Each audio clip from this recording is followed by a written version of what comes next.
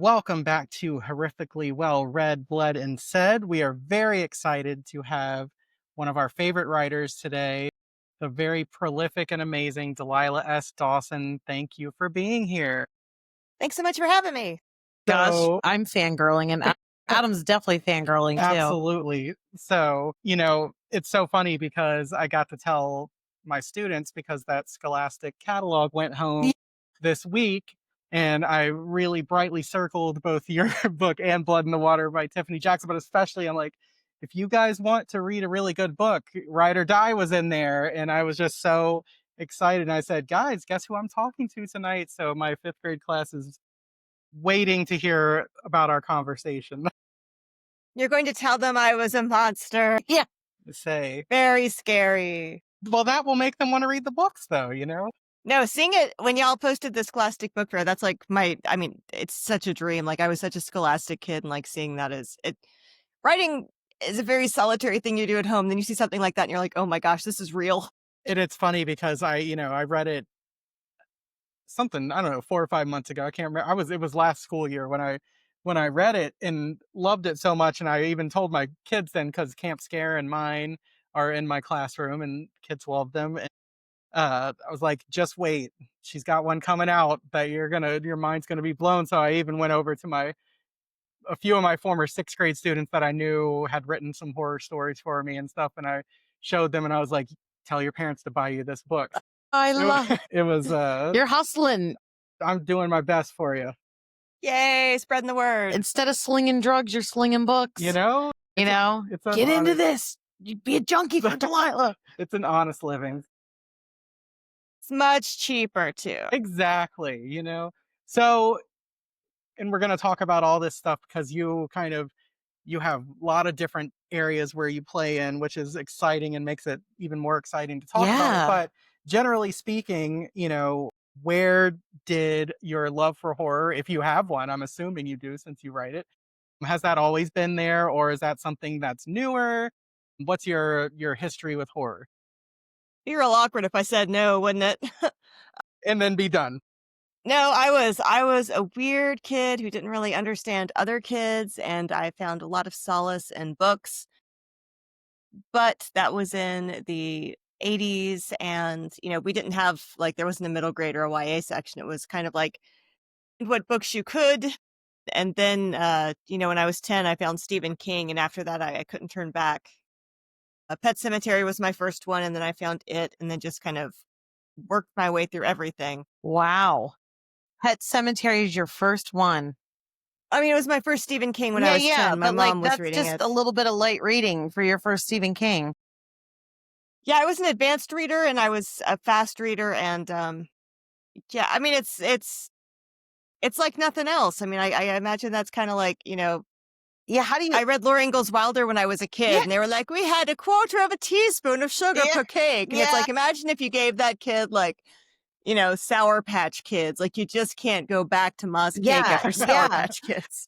Well, I'm thinking of, I loved reading, the Boxcar Children, right? Yep. And then I distinctly remember being in fifth grade, and I was at my best friend's house, and her mom had a Kay Scarpetta, who is the Patricia Cornwell book from Potter's Field. She had it there. And I was like, oh, that looks like a cool book. She's like, oh, I'm done with it. You can read it if you want. And I wanted to be super cool because they were a huge reading family. And I was like, okay. And I bring it home and I give them I don't even understand half these words. They're so advanced. So I don't know if you had that experience with Pet Sematary that you were just yeah, everything made sense. It was good to go. I just, I didn't think I was an advanced reader, but my God, that was intense. And a lot of forensic science in that. I look now and I'm like, Margie, why would you have given me that book in fifth grade? What were you thinking? I mean, I was a kid who really liked big words. Every time I found a new one, I didn't skip over it. I was like, ooh, that's a big, juicy one. I'm going to look that up in my 1960 dictionary and hold it to me forever. So I'm sure that lots of Pet Sematary, especially psychologically speaking, went over my head. Yeah. Just Watership Down was my favorite book in second grade. I'm sure I missed a lot of what was happening there, but you can still get enough of a layer to be, just in love with the book, even if you're not getting the full. I was proud of myself for reading the one in the middle is a green kangaroo in third grade. She's reading Water. That's so cool though. So everything, story, narrative, words, language, all of it became just it was your thing, obviously, from the get-go. But yeah, I still have lots of books from my childhood that I've just carried with me over the years. Oh, that's a lovely tome you have there. Yes, that was my first grade favorite. It's like the All Creatures Great and Small series about like the country vet, Yeah. where they're like, then he stuck his arm into the cow's anus and hooked the calf around the nose and yanked it out with the wagon. And I'm like, cool, that sounds interesting. So like, I was all in for the weird, dark, strange adult stuff, I guess. And thank God you were, because Yeah. now we have these wonderful things from you. So, and when we think about, because, you do the middle grade, even, kind of going into YA, I feel like Midnight at the Houdini is kind of like that's kind of straddling line of middle grade and YA. And then obviously adult books. Do you sit down and say, like, what do I feel like? What did I do last? I'm going to do something different. Yeah. How do you figure out what the next story kind of. I ask my agent what I am contractually forbidden from doing, and then I try to find an open bit of runway. Troublemaker. I love it. That's so Well, it's not a funny. troublemaker. It's that every time you sign a literary contract with a traditional publisher, they say, okay, well, if you sell us adult fiction, you cannot sell full length adult fiction to anyone else. Really? So that kind of cuts off my choices. So it's like once I have a YA, a middle grade, and adult sold, that's why I'm writing horror novellas, because we realized that they all said full length, so we could write a shorter Perfect. length. And then, I try to fill in the cracks with IP. I write faster than traditional publishing Yeah. would prefer to support. Yeah. So And that's what I I was have to do wondering. So, like, sideways. I was talking to some other people and they're saying, when you are traditionally published between, the time period between when you've written it, sent it off, and when it actually exists is usually can be a long period of time depending on what it is and all that kind of stuff. So, like, this year, when you have so much coming out, and it seems, to us, it's like, wow, you wrote all this in 1 year.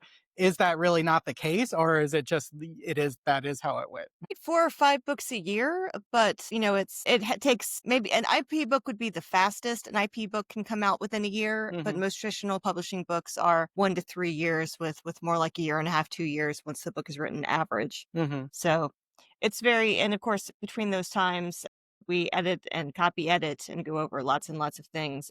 So by the time the book comes out, I have forgotten most of it. Nice. That's funny. Okay. So, like, it's like a fresh read for you, too.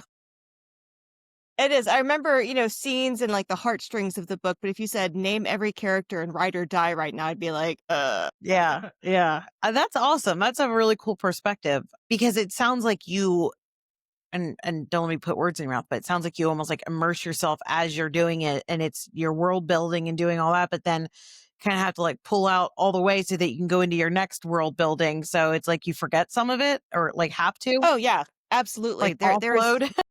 Yeah, I mean, there's no reason on earth for me to remember the name of the side characters in Wicked as She Wants. Like, there is no benefit to me as a human Yeah. being, Yeah. an animal moving through this world, to me knowing that's my Bane's like, cool, we're done here. Yeah. Well, I really enjoy the novellas. So we were at Books and Brews this summer, and I was like, we were just all sitting around, like talking about like what are some of our favorite books, and we were making a new friend group with Alex and Dave. Shout out to Alex and Dave that are all are loyal listeners. But I was like, what should I read? And Dave's like, oh, you gotta read Guillotine by Delilah Dawson. I was like, oh, okay. He's like, that's just the best book. And so I was like, okay. So I came back from Books and Brews and I read it and was immediately like enamored and obsessed. I don't know what I thought it was going to be, but it was even more than everything I thought it could be. So I know you have other things coming up, but I just want to make sure to touch on this because I feel like it's, someone says your name and they say Guillotine or Bloom. They're like, oh, it's so good. It's so good. And it's like difficult to even find the words as to why it's so good, but you get to know people that you trust and you're like, and the energy they're conveying and you're like, okay, I'll give it a try. Or like, okay, I really got to check this out. So I just couldn't stop thinking about Guillotine because I guess I didn't expect it to have like life lessons in it for me that it did. And I would love to share some of those with like our listeners, but just maybe you didn't realize you were packing them with life lessons.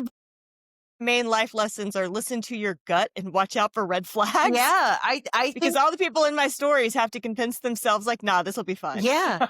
So So the main character is essentially like, she's aspiring to be like in this fashion world and wants to really like work with like couture items, and eventually after, and like the setting that you have is kind of like they're on this very exclusive, very private island where all of her devices and everything are taken, and a lot of crazy things ensue, and we can talk about that then. But it's it's so horrendous what happens, but she's exposed to just the ultra filthy rich, like the richest of the rich, like the top 1%ers sort of thing. And by the time you get to the end of the book, she's like, she looks at fashion in a way that she's disgusted. Like she sees every bead that was sewed on was probably by some kind of underpaid worker. And who are these people that in the attitudes and the behaviors? And she's like, why would I ever want to design clothes for people like this? And it just hit me in a way of when you're having,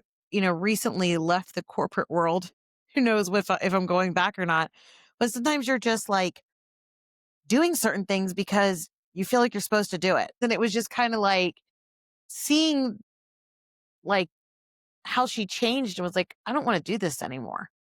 I'm still talented. I still have all these things, but I want to use my talents for something that for people that will appreciate it. And I'm not saying golfers aren't good people. Okay. And I'm not saying corporate life isn't good. I'm just saying that sometimes when you're doing things for so long and you have such an idea of what your life is or what you're supposed to be doing, and then you go ahead and you have some type of an experience or a shift or a change in any capacity, right? It could be a death or a move or anything, and you're just like, that's not for me anymore. And it's like all of a sudden the rose colored glasses come off. And that's kind of what it felt like. It hit me in the feels of like, it's okay to change your mind and it's okay to go back, and it's okay to just be like, that doesn't fit me anymore. Yeah, I think it's also okay to say, like, if you've done really well, it's okay to have a yacht. You can use a yacht. You can be on one yacht at a time. Maybe you don't need 8 yachts and a big yacht that carries your 8 smaller yachts, but one yacht is okay if you are a happy person enjoying it with your family that you love and support.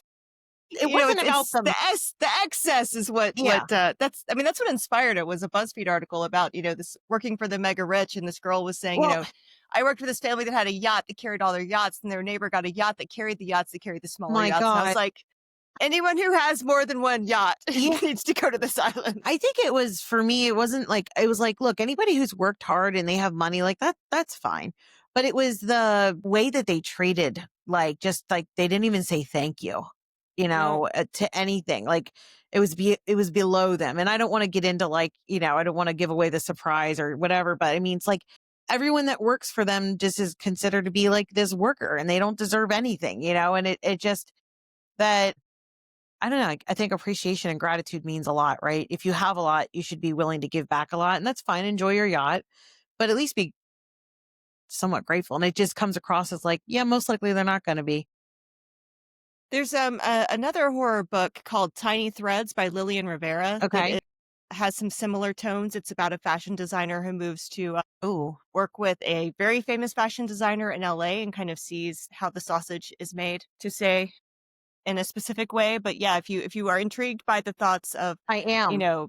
couture fashion and how it intersects with Yeah. horror and generational trauma, Tiny Threads might be a good I book for you. I will absolutely, and I will report back to you because it sounds incredible. And then I was thinking of you too because it was just so we're at right now when we're recording, we're at the beginning of September, and there was this issue on the internet on like TikTok I was watching the other day where there's this person of color, this male who's just sitting on a live and he's showing off like Pokemon cards and whatever. And some rando dude comes into the live and starts saying all these racial slurs at him. So this man comes back on and makes this other video and he's like, oh yeah, I found out who you are.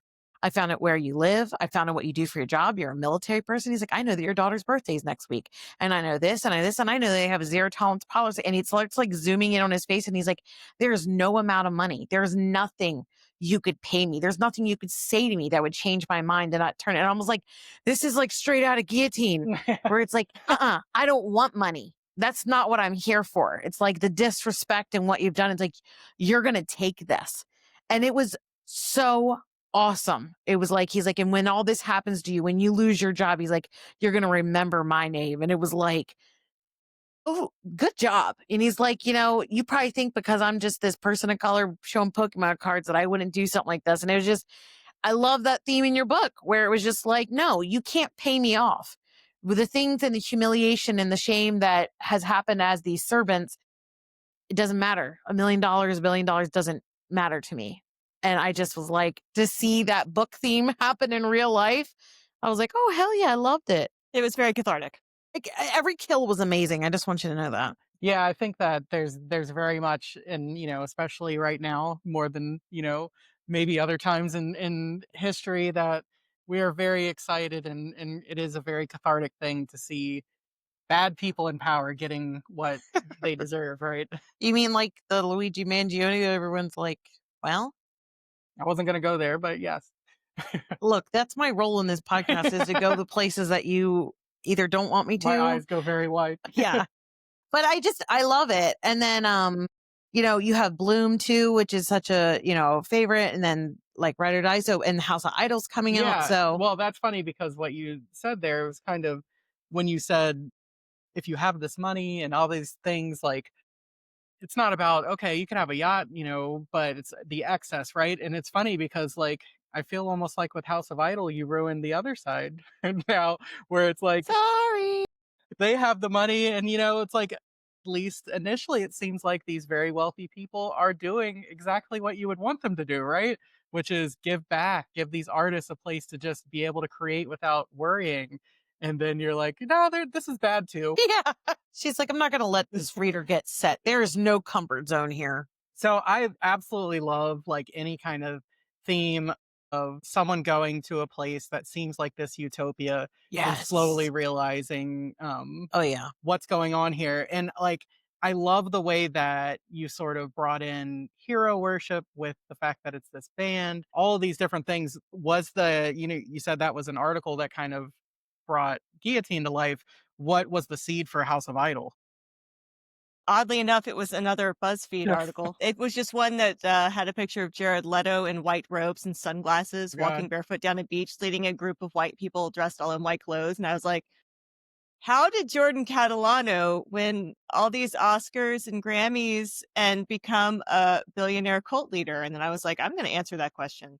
Oh Oh, my, that's so funny. And I love that it's like this wealthy white man dressed all in white, leading all these other white people, but it's like positioned as this, they're doing this really wonderful thing for almost society, right? Like, and they kind of get the power, like the feeling out of this sort of false sense of giving back. And is that something that, but aside from like that image, like is that something that you've experienced or found that sort of hypocrisy?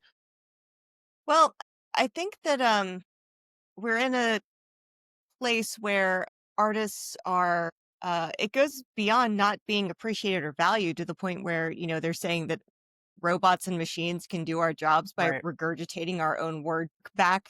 If you just describe creatively enough how to do it, writers aren't having contracts renewed, artists are having trouble selling with the tariffs, they're having to shut down their stores. And when you think about how things used to be, like rich people in England would build a little folly in back of their manse and they would hire a hermit or an artist to just kind of live there and make art and show up every now and then and recite poetry or do a sculpture or a picture. You think when you have $1 billion, all it takes is like $30,000 to support somebody for a year in a tiny home. Yeah. Billionaires and even millionaires could very easily fund artist retreats like this and help lift people and it wouldn't even be the skin off their nose. Like they wouldn't even notice it. It would just be tax deductible. And you're like, why aren't they doing this? And I think that's the only reason. I mean, I had to put Angelina into a position where she had no other Hmm. options. But also, I think basically any artist is like, yeah, that would be my dream. And I don't see why more millionaires and billionaires aren't doing that.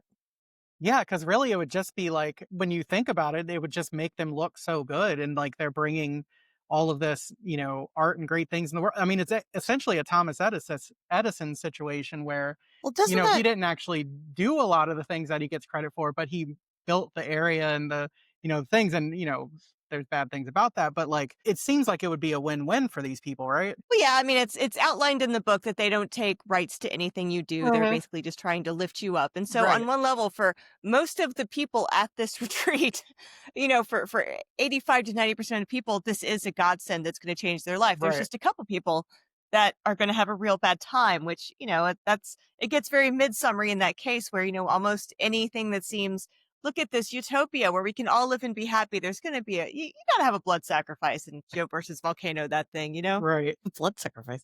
Yeah, and it becomes that, that question of what is worth it, what is okay, like what, I always think of, I don't know if you've ever seen Hot Fuzz, but the greater good, Yeah, where it's the it's, best. it's like that thing where, it almost ventures into folk horror territory there of that kind of thing. And I just found it to be so interesting, that dynamic. And then in the middle of that, having a character that's very, very much initially, amazed by it, but like at her heart, she's very punk rock and like, I'm going to question this and I'm not going to just say yes to things after a certain time. And I just love that dynamic of having that powerful person being like, let's see what's really going on here kind of thing. So that was really cool. The only person I can think of that does some of that philanthropic is that I guess it's Jeff Bezos' first wife, that Mackenzie Scott. I know our particular area here got like a massive Educational grant, stuff. and it Yeah. was like something for the Community Progress Council and things like that. And she kind of, I think, has a whole team that like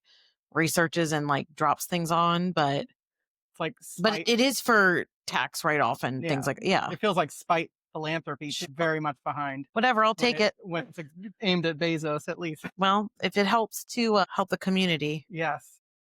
So in my post, I'm going to seg you a little bit into Ride or Die here.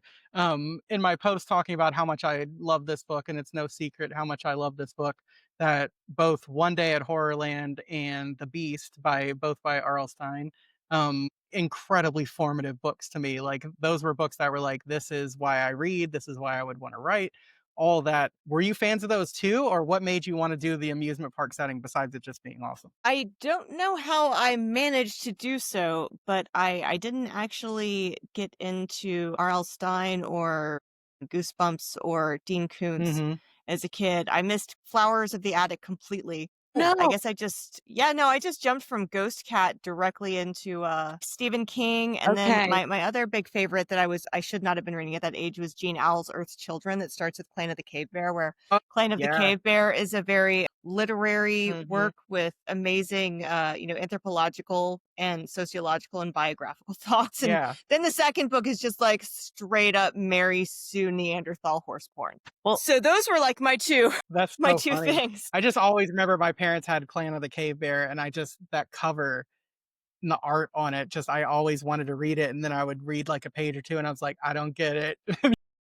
Yeah, most kids are not explained to me ad nauseum how to process cattails into food, but I was here for it. Yeah, so it's like I've met Arlstein and he is amazing. Like he's such a good dude. He's so pleasant to talk to at dinner. Like quintessential new. I don't know. It was so fun. But yeah, at the time, I would go to B Dalton down the street with like $5, and Yeah. it's like I had to get in and get out before my parents got bored, or I had to go to my school library and if 5 children and it was there, I would get very excited. Like it just the options kind of weren't there. It was like what you found in the library and the time that you had there. And I'm just gonna say it, like kids weren't super nice. Like the librarians weren't super nice to kids in Oh, like the 80s and the early 90s. Like none of them were like, here's your section, let me Yep. curate, let me help you. Here's the teen room. They were like, be quiet. Why are you here? Where are your Yeah. parents? So it was a very Those cliches Green Beret ops exist. getting books. Those Yeah. cliches exist for a it's reason. the Right? honest to God truth. And that's why Delilah, we say like our podcast is brought to you by Loud and Library Studios, which is our like LLC, because we feel that you should be loud in the library. You Uh-huh. should share about the excitement of things. And that really came from me thinking about elementary school librarians where I was like scared to death to talk and it was quiet, and it's like, I think it would have enhanced my time. And now we've interviewed some of these really cool librarians. And I feel like Different. it's so different. It's like, yeah, all the ones God, that I I want have to be a connected with librarian. Midnight at the Houdini was a Florida Teen Reads book, and so I got to go to, like, the Florida Librarian Conference and visit some schools, and it was like, oh my gosh, what a gift these librarians Mhm. and are to students and how fierce they are in defense of the books and about getting the right books into the hands of the kids, like, it's such a gift. So, yeah, anyway, I found what I could, and the other aspect of this is that I was a very imaginative but frightened kid, so sometime Hmm. around age 9 or 10, I got it into my head that, amusement parks probably were just allowed to kill children. Whoa. Okay. I thought maybe every 10th or 20th kid just got yeeted off of the roller coaster or fell off the net into the water or flipped off of the slide, and they just, like, scooped him out with the net and threw him in back. Nobody Well, I'd never known any kids who had died, so I figured that if they like, if kids died, it just They wasn't a big disguised it. deal. Yeah, so I would go to Six Flags and be like, "They're not gonna get me," My and be, God. like, looking around for, like, the guy with the net. My So I God. went to Disney World for the first time in 10th grade, and we were riding the Maelstrom, which is the Frozen ride now, but I was like, we're riding in the dark where it's like the thing is bumping in the water, and I was like, "We're gonna die. We're gonna die." My mom was like, "No, Yeah. like, you were at Epcot. No one dies at Disney World." And then you get to the point where the ride comes to a stop, and then it gets jerked backward through the tunnel, and I started screaming, "I told you we're gonna die! I told you!" So, yeah, that's who I was as a kid, and that's where this book takes you. I My love God. that. I think I shared this like maybe Adam when we were first talking about doing this podcast. I don't think we actually recorded this, but I was saying how like older brothers get us into some crappy situations and how I was a very scared kid because of the things he would do. So we were at Universal Studios doing the stunt tour, but I'm like 8 and I don't know that, Delilah. Like I don't realize that they're like showing this thing. So the back of the thing starts shaking and he's like, "Get off, get off." And I'm climbing off the ride. And you're like, finally my parents catch him and they're like, "What the hell are you doing?" But yeah, I could easily, if we were friends when we were younger, I would have been like, "Yeah, they hide bodies." Like you would have talked me into it. Yeah. I would have believed you. Yep. And I'm still like, I'll do pretty much any roller coaster or whatever, but the water slides, like I still think they're going to fly off the side. Like I think like the physics, I don't know, just frightening. I do think there's still a net. Okay. Now that that's what you've described, I'm going to say I still think that. Well, it was at Six Flags over Georgia in the Looney Tunes Kidland, and you had to, like, climb over this net that was over this pool of water, and I was just like, "This thing's about to drop at any second." Feel like I was doing way too much. I feel like I drowned several times shooting out of those water slides and Mhm. wasn't like a Yep. strong enough swimmer sort of thing. And I feel like they just didn't care. But now there's like all these rules and Oh, regulations. yeah, they would just stand at the bottom and watch you struggling to try to get Yeah, out. Like, it's like you're fine. It'll be yeah. fine. Yeah. Also, I feel that way about fairs. Like Oh, I'm very oh. convinced that because all the rides get packed out of like a suitcase, Mhm. like that's definitely gonna happen. No, I've seen a couple videos of things actually going wrong at fairs, and, Yeah. like, I don't wanna go to fairs anymore. Yeah. Yeah. I grew up in Washington, DC, and we did not have fairs or carnivals. So the first time I'm watching, like, carnival rides go down the highway and then them snapping them together like Legos, I'm like, "No, absolutely not. I'm not gonna ride that now." I wanted to say, like, I loved roller coasters. I still love the idea of them most of the time.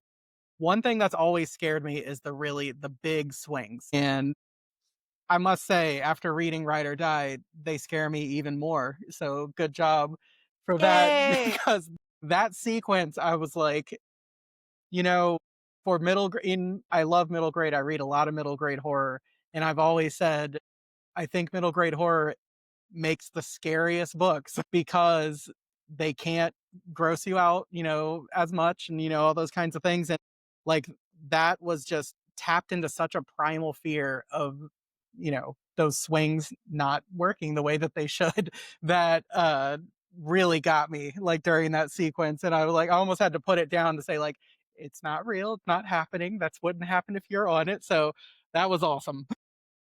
Sorry, not sorry. Were you just going through, as you're writing a book like that, are you going through all the sort of typical rides and saying, what scary thing can I do on each one?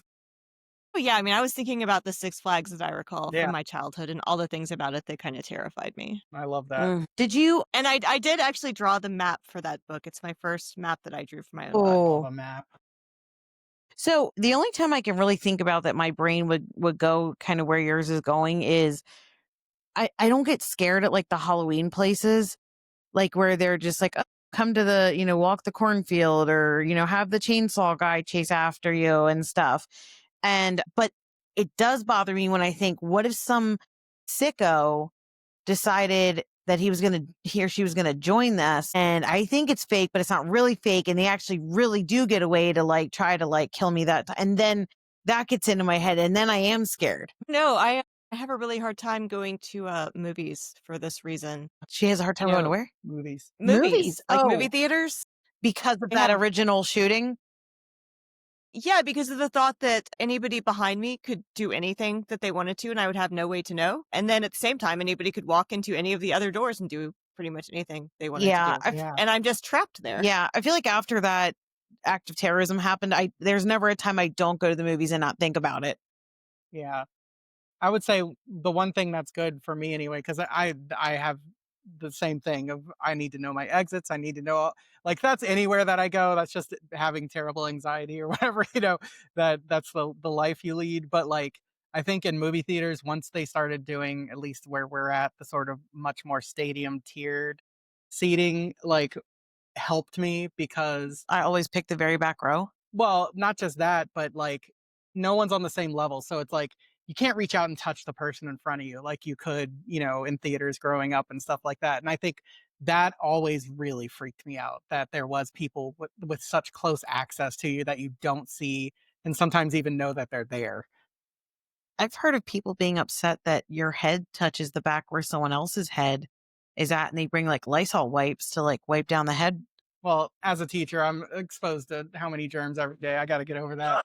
Man, any other places that you feel like you prepare yourself for, or you're thinking about weird things?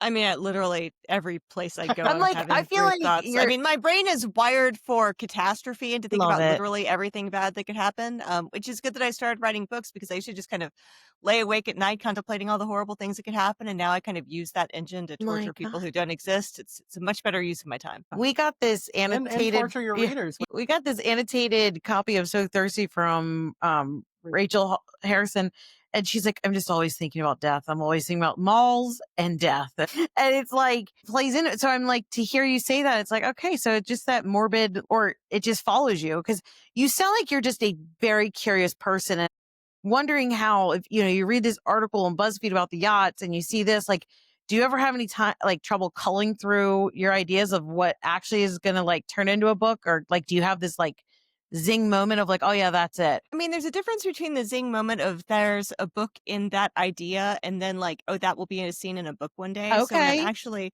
working on a first draft, I'm kind of in that world constantly. My family calls it book world.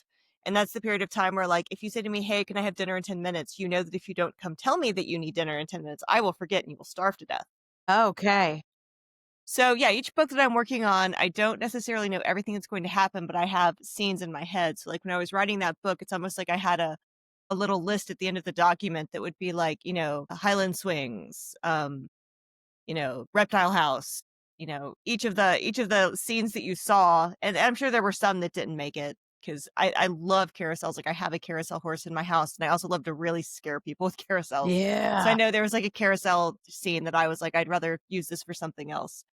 But yeah, it's really fun actually. I like when I'm writing and I know, what needs to emotionally happen in the next scene, but then I get the idea for what to actually do there, especially in a horror book that's, is a series of terrible events. It's really fun. I'm like, oh yes, it's exactly the time to torture people in that way. But I was interested seeing some of your posts, especially from the past couple weeks, at Dragon Con and these different things, and you saying like you're just kind of posting and sitting, in the hotel room and stuff like that. That it's like I look at that and that idea of that terrifies me. And I know you're going to meet fans and that kind of stuff, but what's it like to put yourself out there in something like that? Like at a con, you mean? Yeah, in a con and just kind of being in a place that like maybe you don't know anyone there as well. And, all that kind of stuff. It seems, it's a part of the job, obviously, but it seems like it could create like anxiety, but also like excitement. Like, how do you feel about those events? Well, first of all, I don't tend to go to a con if I'm not going to know anybody. The big cons, San Diego, New York, and Dragon Con, I know a lot of people. And then I recently went to BuboniCon, and that was I wanted to see Diana Roland and Daniel Abraham and Jeffy Kennedy, and I wanted to go to Meow Wolf. Last year, I went to Armadillo Con in Austin because I wanted to see a couple of friends from high school and my friend That's Robert cool. Cargill. So it's like I like to go to cons where I'm going to know people. Huh? Because I am one of those people who didn't have friends until like my 30s, and I Yeah. still just assume my friends are doing me a pity favor. So when I have friends who want to see me, I'm very excited about that. But there's also something to be said for the anonymity for a very big con. Something like Dragon Con or San Diego or New York, I'm just one little fish out of 80,000, and I can swim through, the seas of people and not owe anyone anything. And it's a very pleasant thing. Like as long as I am at the panels they've asked me to be at, the time in between is my own. And there's no sense of, you know, people would like me to be in the bar and available, or people would like me to be hanging out and available. I can just disappear to my room and chill. Yeah. Are you one that, because we went to StokerCon for the first time this year, and the sort of like social battery getting run out, it really is like wonderful to be able to have that time to just kind of go back and sit. And, as someone that's not participating in anything like panels and stuff like that, it's easy to do that. Oh, I wouldn't know what to do if I didn't have panels. I need a Yeah, job. I could not go to a con as an attendee. I would just sit there being like, what do? Can I cut cheese for someone? Can I paint something? Do I need to clean? Like, give me a job. that's so funny. I love that. But yeah, that's really cool. And, you know, kind of thinking about the fact that you live in, very different genre worlds. And I wonder, like, Star Wars fans, Dungeons and Dragons fans, those kinds of things. Like when they see you at a con and things like that, is it very like cordoned off for like what people know you for? Or do you find like if someone's a fan, they're a fan of everything you do? Like how does that work normally? It just depends how they found me Huh? and if they've broadened, the Star Wars fans are probably the most narrow demographic in that, lots of them are just there for the Star Wars, and that is totally fine. I'm super happy to see them and talk Star Wars with them because, like, I love it just as much as you do. I've got some really incredible fans that have been following me since my first series, which is just, it's an incredible gift because I know that I jump genres and that I don't have a brand. And when you buy one of my books, you don't know if it's going to be a sweet, cozy mountain romance or a horrible, terrifying murder island or a Weird West monster hunt or a uh, bounty hunter thriller. Like, you just don't know. So I appreciate the people that, can make that journey. And I appreciate every new person who picks up a book. And like, if you only read my middle grade horror, that's fine. If you only read my Minecraft, that's fine. Like, basically, whatever you're reading is still a book that I put multiple months of my life and my heart and my soul into, and I appreciate that, and I'm more than happy to talk about it. That's awesome. Um, One thing we were talking a couple of weeks ago or a week ago, it's hard to remember sometimes, to sorry, I'll start over here. We were talking to Ali Malinenko, and we were kind of talking about marketing, and especially how, as a middle grade author, it can be very hard to get your books out there because obviously you don't always have access to your direct readership. A lot of times you're talking to librarians, parents, that kind of stuff. And then how, just the biggest names still have to kind of market themselves so much and do some of that themselves too. And I happened to see a post of yours where you're saying, hey, if anyone wants to have an event for House of Idol, like let me know. And it's just interesting. I just wanted to hear your thoughts on how an author can't just be someone that holds up and writes and sends stuff out anymore, how you have to be so much of that other end of the process too of getting your books into readers' hands. I guess my first book came out in 2012, and the landscape of social media was vastly different than when you shared a post was given to all of your readers. Everyone who had said, yes, I'll click this button and follow you, had the opportunity to see that post. So I had 60,000 followers on Twitter. And when I said, hey, here's a book to buy, it would get 80 or 100 or more retweets, and people would go buy the book. And it was this beautiful system. Hmm. Now, if I have 16,000 followers on Threads and I put a post, it's shown to about 17 of them. Good. Like less than 1%. Instagram, I have 11,000 followers and it shows it to about 700 people. So unless you are paying for advertising, social media is not a good way to get the word out. So I've kind of given over the years, I've realized that there's not much I personally can do to move the needle other than keep writing books and getting out there and hoping that one of them, makes it out of orbit. But to do that, it either needs a lot of money put in from the publisher or it needs a special amount of luck that I can't make happen on my own. It needs to, have a TikTok go viral or a Biggless Dickless moment or get picked up as a movie or, taken up in an airport by Michelle Obama. All of these things. Right. Every book I write gives me one more chance to do that, but that's as far as I can go in that process. So I have to really focus on just loving the work and keep putting it out there. And anytime that I get a chance to be in front of an audience, whether it's at a con or a school visit, if I can, I take that, but I also don't beat myself up too badly because I know how hard I work and I know how little my impact makes of self promotion. So just kind of have to keep throwing darts at the dartboard. Yeah. So what but obviously you have large follower accounts on those and you still do the posts and things like that. So is it really just like I'm going to spread it everywhere I can and just hope for the best, kind of thing? It really depends on the time and the energy that I have in the moment. I definitely am not around social media just to have chats as Mhm. much as I used to be. People have gotten There's a lot of audacity these days. You I can was just say gonna something like, "I like you're apples," yeah. and 40 guys will line up to be like, Yeah. "Apples killed my mother, go to hell." Well, I So, really wanted to talk about your Threads post today because that really cracked me up when you're talking about the audacity of sort of emails that you're getting and the that kind of thing. And so obviously social media has never exactly been a non-toxic place, but are you noticing it getting more not just and I think that like it can happen at events and stuff too. And I've talked about it before is like the assumption of access because you see that person's name and they've said something. most people who are excited to see me, I can meet that excitement pretty well. Like, that's a gift if somebody knows who you are, and I know how hard it is to approach someone that I still get weird approaching authors whose work I admire, Yeah. and I sit there being like, "Do I seem like a crazy person? Is there stuff in my teeth? Do they hate me? Should I do this? Oh my god." Like, I do that too, like, totally normal.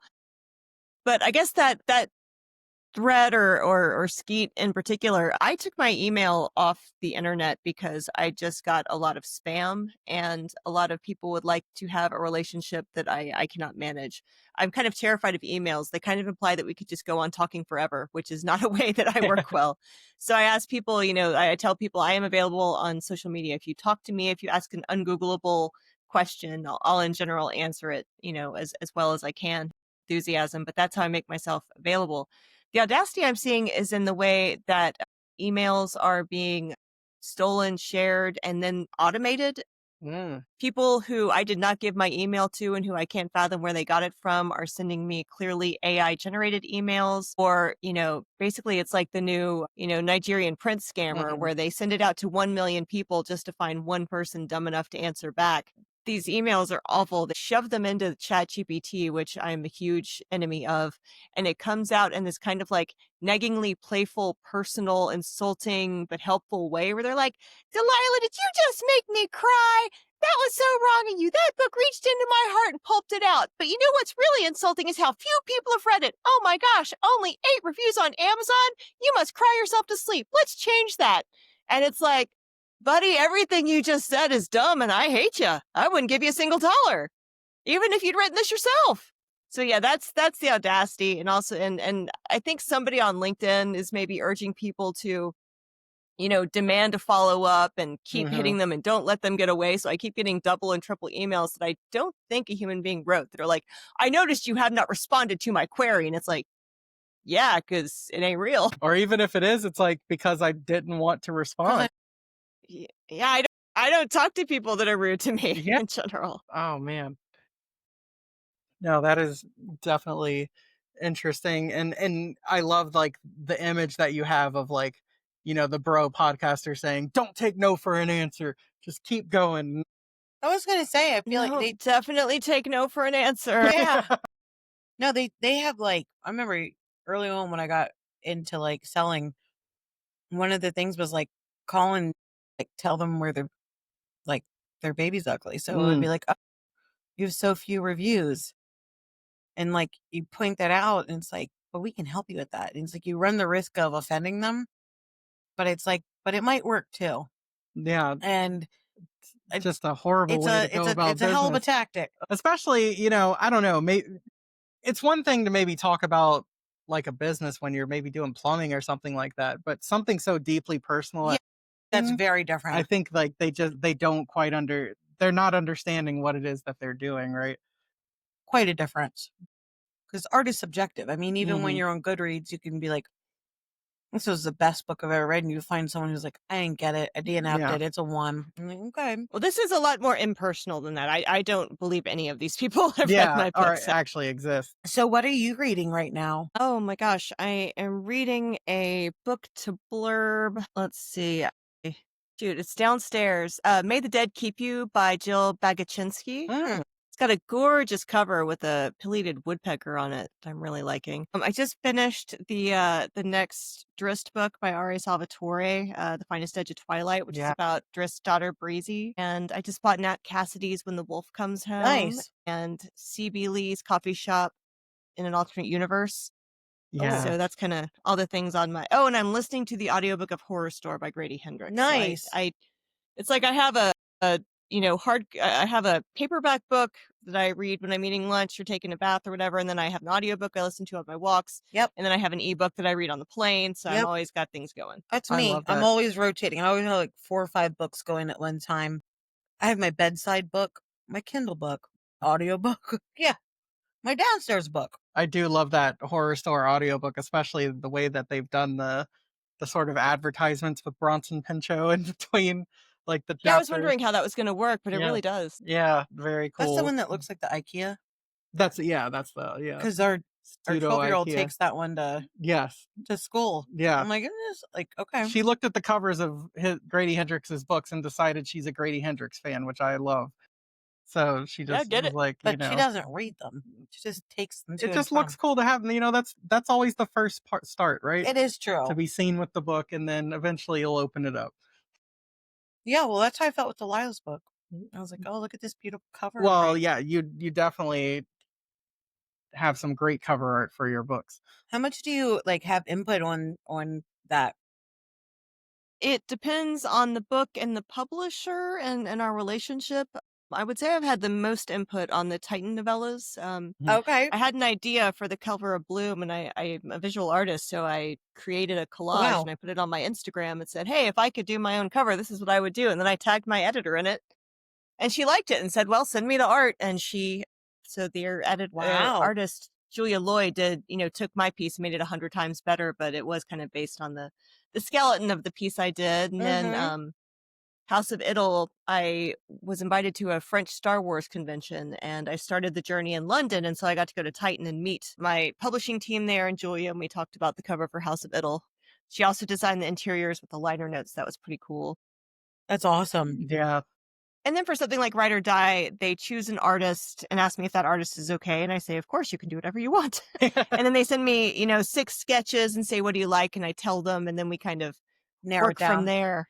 Yeah, but that artist is Matt Ryan Tobin, who did Camp Scare, and Ride or Die he's an I incredible love the cover of artist. that book. I mean, it just draws you in just by the colors and sitting at the top of like about to go down the right. I mean, it's just Yeah, It's very so 80s. evocative. Absolutely love it. I'm like, Oh. I don't even care if it's like not an adult book. Like I was like, I'm immediately reading this, and then we had the arc. It just looks so good. But I love I like the appreciate that. texture on like. I feel like Bloom doesn't have the same texture as like Guillotine almost has like that. I don't want to say a velvet, but like a It's like softer a matte. Like I yeah. don't know. It just feels Yeah, good to I had hold it. proposed for that. They were doing a trio of novellas at the time, and I had proposed that each one have kind of a similar flavor. And I thought that Guillotine should have like all pink marble with a white marble statue splattered in blood and a chunk missing, and kind of Mhm. like rose petals and pearls everywhere. And ultimately, they didn't go with that, and I'm kind of sad That about sounds it. But beautiful though. Apparently they tried and it didn't work, but I and would then have of still, course for something like Star Wars or Ravenloft, it just shows up and I go, "Yep, Yeah, there it yeah, is." right. yeah. Our the grim dark dad. He said he read my like one of the people I like to talk to on Instagram. He reads all of your Star Wars stuff. Hmm. He's I just, appreciate that. yeah. He's like, I'm just like a Star Wars nut, and I was like, okay, well maybe I'll try. And he's like, well, Star Wars is a little difficult. I'm like, this is fair. I've only watched Well, the to series. be real clear, I try to write books in Star Wars and all my IP that act as a door instead of a gate. So, Oh, if you wanted to read Rise of the Red Blade, as long as you're vaguely familiar with the Clone Wars okay, or, have seen Revenge of the I'd say it was Attack of the Clones, Revenge of the Sith. Like if you've seen yeah, those movies, you'll be perfectly at home. It's not one of those you must have been reading okay. Legends for 300 years to understand it. Just like Phasma, all you have to do is have seen The Force Awakens and that book will make sense. I'm excited because I was saying like, funnily enough. I remember my parents like watching Star Wars when I was a kid, and I remember like them like riding around on like the little white motorcycles in the air, But so I don't want to say like I've never like seen like my eyeballs literally saw the screen for it, but it wasn't until I want to say 2023 Hmm. that we went to um in Disney World. We went and did all the Star Wars rides, Right. and I still hadn't seen any of the movies, Delilah. But after riding everything, I was like, "This is amazing! Like I want to watch them." So I didn't know anything. So Adam's like, I'm not going to show it to you in like movie release date. I'm going to show it to you in like chronological order. Um, so I'm just like, we're watching like a movie a night. And I was like, God, I just keep thinking about Anakin. She's definitely on the Anakin was right side over No. And I'm here. like, and their Okay, love. if you're on Anakin was right, you'll like Rise of the Red Blade. And Okay. I was like, in the love story. Hmm. And he was like, wait, you don't know what's going to happen. I was like, what are you talking about? Like, and he's like, oh my God. Like, okay. And I did not know. I had Yeah, no one had ever spoiled it for me. I never knew. it was pure. It was pure and wonderful to see. I did not know who was who and what was Hmm. what, and I didn't know how that guy got turned into like the charred bagels or, or uncle or whatever. yes. But it Uncle just, Owen, rip. yeah, uncle, yeah. And so no, I would really like to try that because I like everything that I've read of yours, and I just feel like I'd like to try some of that. Sometimes I love fantasy. I was saying to my friend, I was like, I love Lord of the Rings, and I love Bridge to Terabithia was kind of something, and Narnia. And so anything that like, and Marvel, I just can't read any of those romance books where it's like the majority of the time is how much they're going to sleep together and like dragons. And I've tried, it doesn't work for me. Like, it's not what I'm looking for. So I feel like looking at some of this of what you're making sounds like that could be a lot of Yeah. fun to read. Expanding into those Uh huh. worlds. Yeah. Right. Well, I mean, any IP book I do is still going to be a very Delilah S. Dawson book. Well, that's what we're looking for. Yeah, So that's I what I love want. it. So definitely. I mean, So I'm not saying it can't have like with sex in it. I'm just saying I don't want the whole thing to be about dragons and fornication and dragons and fornication. And and for sometimes anybody, dragons fornicating. Yes. yeah, and if that's what people like, that's okay. It's just that's not what I'm looking for. So is that what you're writing? Dragons and fornication? Not me, no. Then I'll read it. Okay. Well, wonderful. Ride or Die is out now. Anyone that has a middle grade reader in their life, but then also anyone that just likes good horror should be reading it right now. Yeah, I'm gonna read. I'm Um, reading it. Like I don't care. September 9th, House of Idle is out, and you have a bunch of events coming. I was excited to see we're in Pennsylvania, so that you'll be with Chuck at the Doylestown Bookshop is very Woohoo! cool. Love Doylestown Bookshop. Such a great place. I love Peg. And then you have a bunch of other events that you'll be doing. So where can we find you? Is there anything else in the horizon that we should be looking for? Well, I'm Delilah S. Dawson anywhere I'm going to be online. So that's currently my website, Instagram, Threads, and Blue Sky. And like I said, if anybody has a question or wants to chat, like I'm in those places and that's where I'm available to people. I do have several events coming up, including next week, events in Doylestown, Pennsylvania and Brooklyn, New York at the New Twisted Spine. Yeah. In October, I have multi-author horror events at Tomorrow Bookstore in Indianapolis and at Gibson's Bookstore in Concord, New Hampshire. I'll be at New York Comic Con. I will be at Twin Cities Con in Minneapolis. I think that might be it for the year. And then after House of Idle, I still have one more book this year, which is Thor and Loki Epic Tales from Marvel mythology. Oh, say Yes. less. I need that for my will it be out before Christmas? Yeah, it says September 16th. So that's basically Thor and Loki are retelling Norse mythology in their bardic voices to the Avengers, mixed in with a couple of famous Marvel Thor and Loki stories, also told as if they were myths. I need that for my Christmas Amazing. That stocking, sounds please. amazing. I love that. And it's a beautiful book. Like the paper is like so thick and creamy, and it's got beautiful Yes. illustrations by Gabriel H. Walta. Oh, I'm so Cool. excited. That's amazing. All right. So thank you so much for talking, and look forward to all of those, and just really appreciate you giving us our time. Thank you. Yeah, thanks so much for having me, and thank you so much for reading and spreading the word with the kids. It really means a lot because I can't reach kids, but you can, and God Yes. bless you for connecting them with books. He'll continue Well, pushing thank you. books. Oh, yeah. You're always at top of the list. For sure. Thank you. Thank y'all. Yep. Bye. Bye.